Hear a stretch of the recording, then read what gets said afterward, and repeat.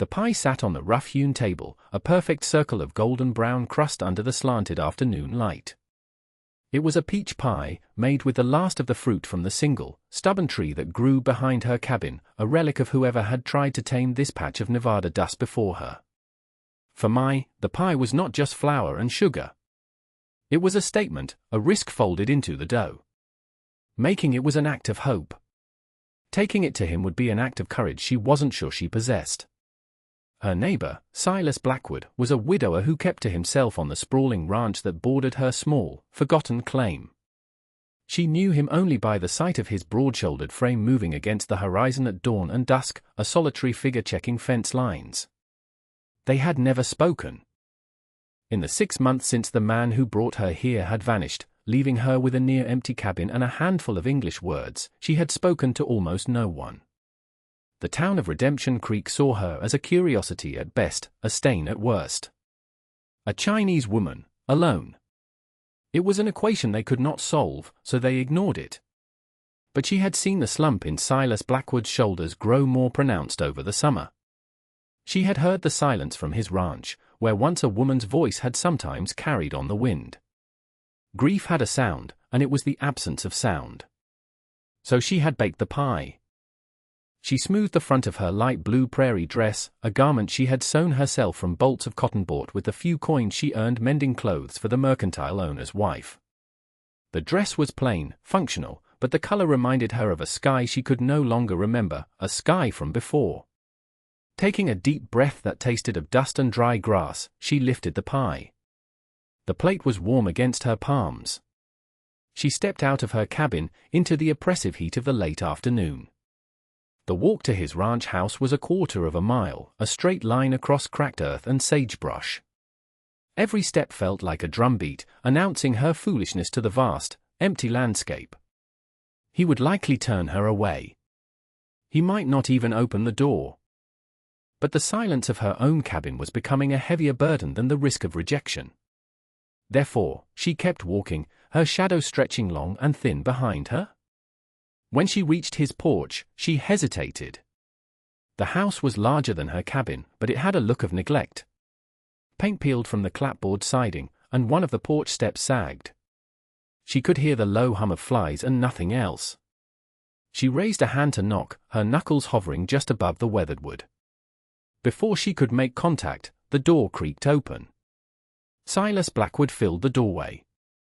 He was taller than she had imagined, his face a map of sun-etched lines, his hair more gray than brown.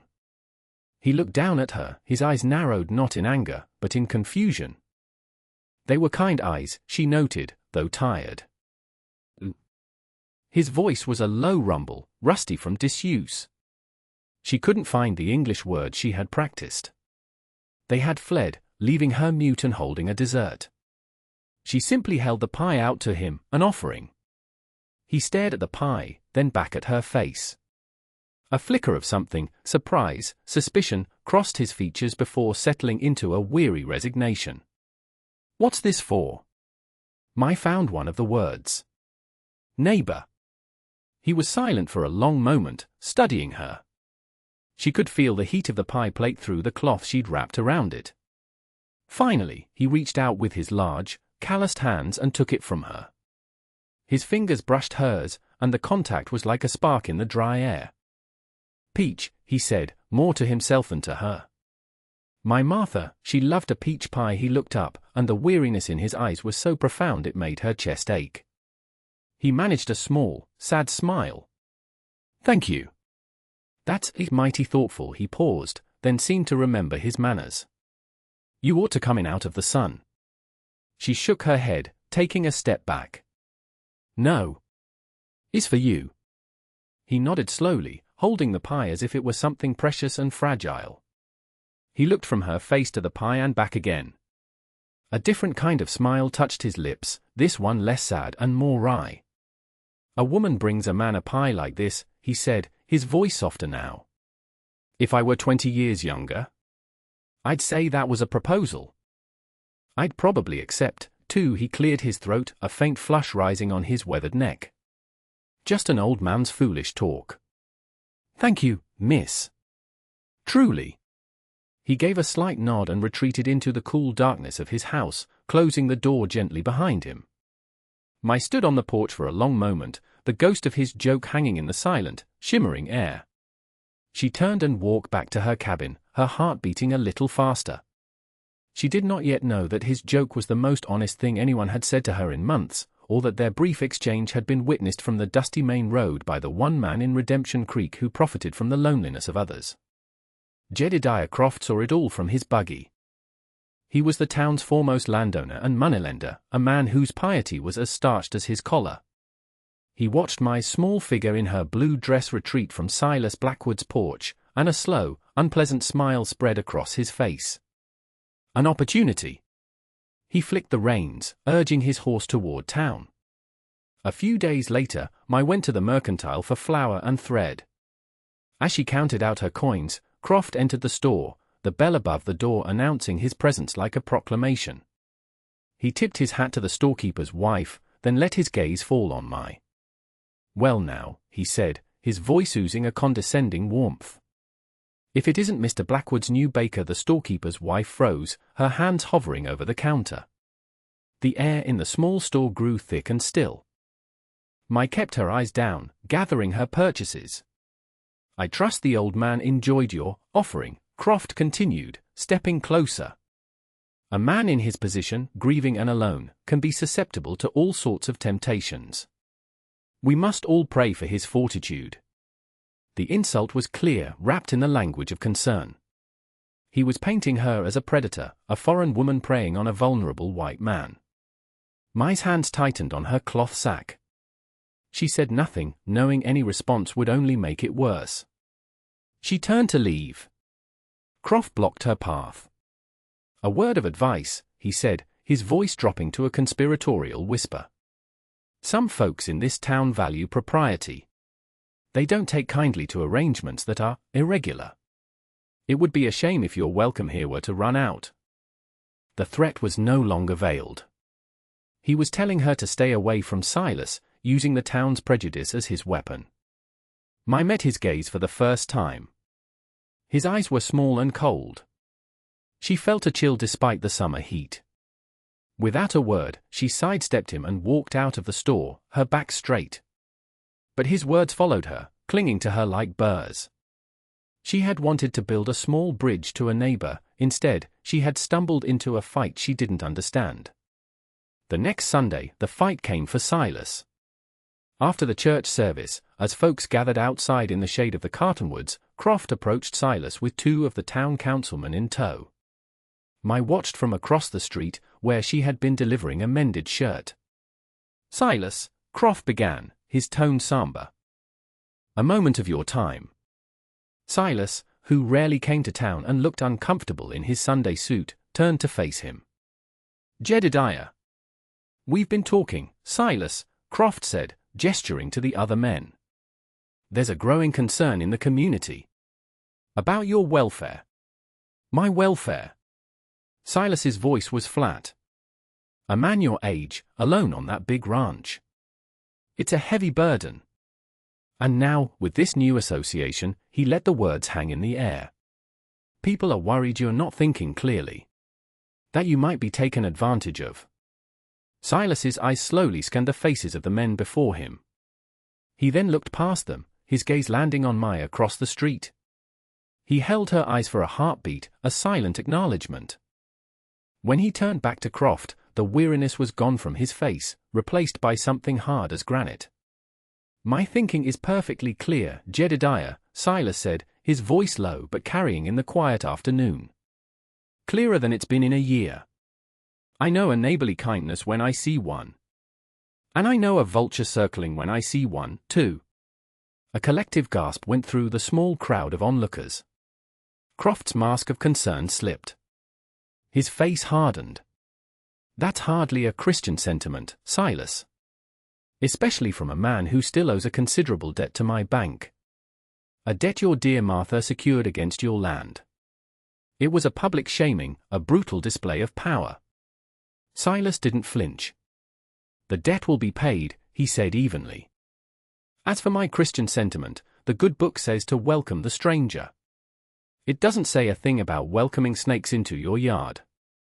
Now, if you'll excuse me, I have fences to mend." He turned his back on Croft and the stunned councilman and walked directly to his wagon. He didn't look at anyone, but the entire town watched him go.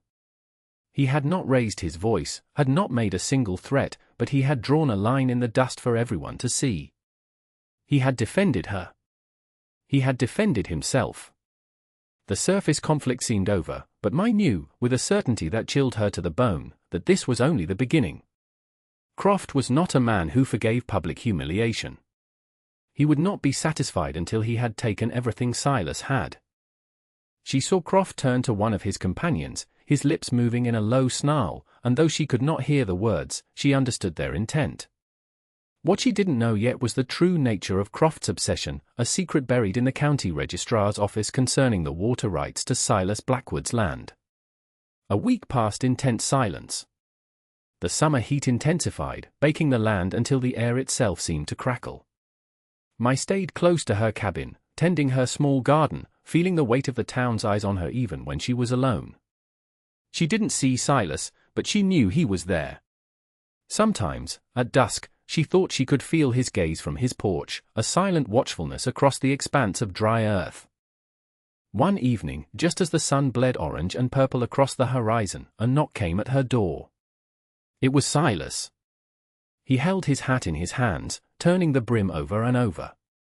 "Evening," he said, not quite meeting her eyes. "I hope I'm not disturbing you." "Mr. Blackwood," she replied, her voice soft. She stepped aside. "Please." He entered the small, sparse cabin. It was meticulously clean. A few books were stacked neatly on a crate next to her cot. He seemed to take it all in, his gaze lingering on the simple, orderly space she had carved out for herself. "I came to apologize," he said, finally looking at her. "What happened in town, with Croft? I'm sorry you were brought into it." "It was not your doing," Mai said. "It was," he insisted, a muscle working in his jaw. "By accepting your kindness, I made you a target for him. He's a man who likes to kick at whatever he thinks is weak, just to see if it will break." He walked to her small window and looked out at his own land, now cast in the deep shadows of twilight. "He's been after my ranch since Martha passed. Says the soil is no good, that the water is drying up. Offers me pennies on the dollar out of the goodness of his heart," he snorted, a bitter sound. "My water runs truer than any in this valley. That's what he really wants.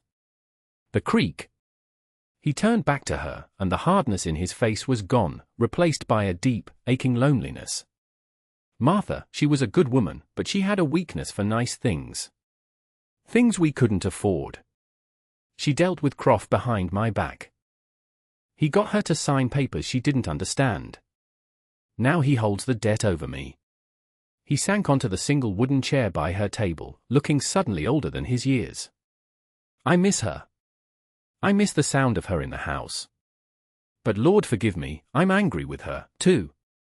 Angry that she trusted a man like that." It was a confession, raw and painful. He was sharing the weight of his grief and his anger with her, the stranger. Mai went to the stove and poured him a cup of water from the bucket. She sat down opposite him, her hands folded on the table. And then, she gave him a confession of her own. "My name is Mai," she said quietly. It was the first time she had told him her name. "The man who brought me here, he was not my husband. My father, in China, he was a scholar. He lost everything. This man, an American trader, he promised my father a good life for me. A new start." Her voice was steady, devoid of self-pity. "He paid my father's debts. In return, I came with him. He said we would be married when we arrived. But when we got here, to this cabin, he told me to wait. He said he had business in California. He never came back." She looked down at her hands. "I was not a bride. I was a purchase. One he discarded." The silence in the room was absolute. Silas stared at her, his expression unreadable. He had seen her as a curiosity, then a kind neighbor, then a victim of town prejudice. Now he was seeing someone else entirely. A woman of a good family, educated, who had been sold and abandoned, yet who carried herself with a quiet dignity that shamed every hardship she had endured. He left me some books, she continued, gesturing to the stack, to practice my English. And letters he wrote to his partner. I kept them. Silas stood up and walked back to the window. We are a fine pair, you and I, he said softly, his back to her. Haunted by ghosts of bad decisions, he turned around. Croft mentioned my deed. Said there was a problem with it. I never paid it much mind, but I brought it. He pulled a folded, yellow document from his coat pocket and laid it on the table. It was his land deed, signed by the territorial governor years ago. But near the bottom, a second signature was listed for the water rights, a name he didn't recognize, and the ink was slightly blurred. Martha handled all this, he said. I just worked the land. Mai leaned forward, her eyes tracing the spidery script. Her breath caught in her throat. The handwriting was ornate, with a peculiar loop on the letter G. She had seen it before. Where are the letters? Silas asked, seeing the change in her expression. She retrieved a small wooden box from under her cot and pulled out a thin bundle of letters tied with twine. She laid one on the table next to the deed. The handwriting of the man who had abandoned her, writing to his business partner, was identical to the unfamiliar signature on Silas's deed. The partner he wrote to, Irmai's voice was a whisper. He called him Jed. The truth hit the room like a physical blow. Jedediah Croft. The man who had abandoned her and the man trying to ruin Silas were one and the same, or at least partners in the same long-running scheme. Croft hadn't just preyed on Martha's desperation, he had conspired with Mai's husband to create a fraudulent claim on Silas's water rights from the very beginning. Her abandonment was not a random misfortune. It was part of his plan. He had left her stranded on a worthless piece of land next to the prize he meant to take. Before they could fully process the revelation, they heard the sound of horses and a wagon rattling up the path to Silas's ranch.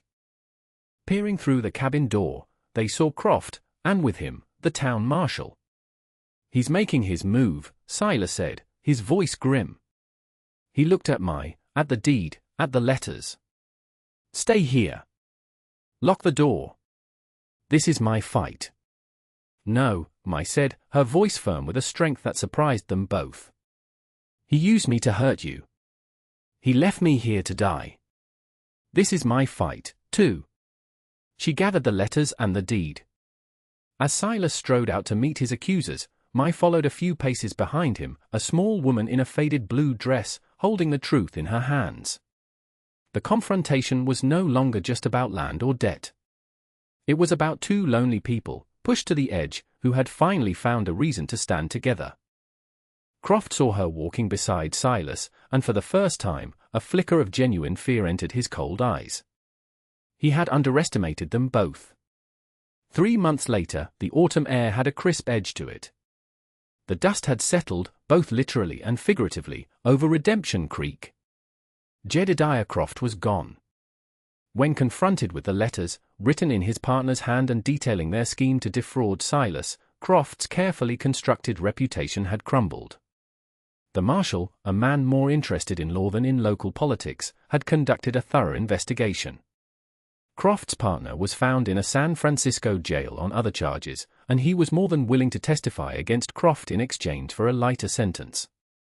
The conspiracy unraveled, exposing years of predatory loans and fraudulent claims. Croft sold his holdings for a fraction of their worth and disappeared overnight. The town, forced to look at its own complicity, grew quiet. The talk about Silas Blackwood and the Chinese woman died down, replaced by a grudging, unspoken respect. They had faced down the biggest man in the valley and won. On the Blackwood ranch, life had found a new rhythm. Mai had not returned to her lonely cabin. She had stayed, at first to help Silas sort through the legal mess, and then she just stayed. Her garden was now twice its original size, its bounty filling the shelves of Silas's pantry. The peeling paint on the house had been scraped away, and a fresh coat of white gleamed in the afternoon sun. The silence of the house was gone, replaced by the soft sounds of two people sharing a space, the scrape of a chair, the murmur of conversation, the scent of baking bread. They worked together, side by side.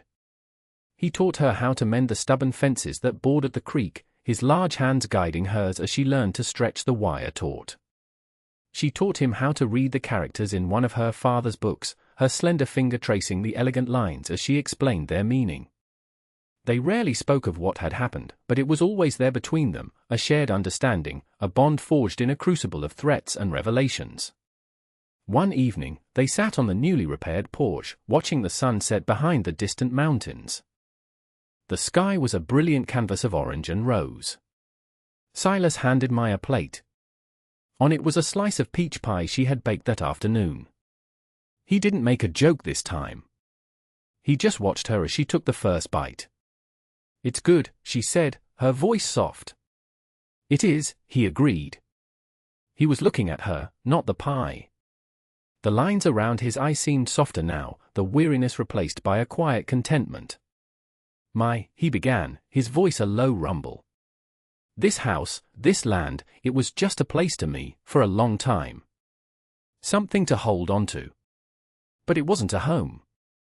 Not since Martha." He reached over and took her hand. His palm was rough and calloused, but his touch was gentle. "A home isn't about the roof over your head, is it? It's about who is sitting beside you when the day is done." Mai looked at their joined hands, then up at his face. In his eyes, she saw not the shadow of an old grief, but the promise of a new beginning. She had come to this country a piece of property, abandoned and alone. She had baked a pie for a stranger out of a simple, desperate need for connection. And in the heart of the vast, unforgiving frontier, in the company of a quiet, decent man, she had finally found her way home. And that brings us to the end of this one. If you stayed with me all the way through, thank you. Stories like this one only get told because folks like you sit down and listen. If you liked what you heard, go ahead and hit that like button. And if you want more stories from the old frontier, subscribe so you don't miss the next one. Until then, take care of yourself, and thanks again for being here.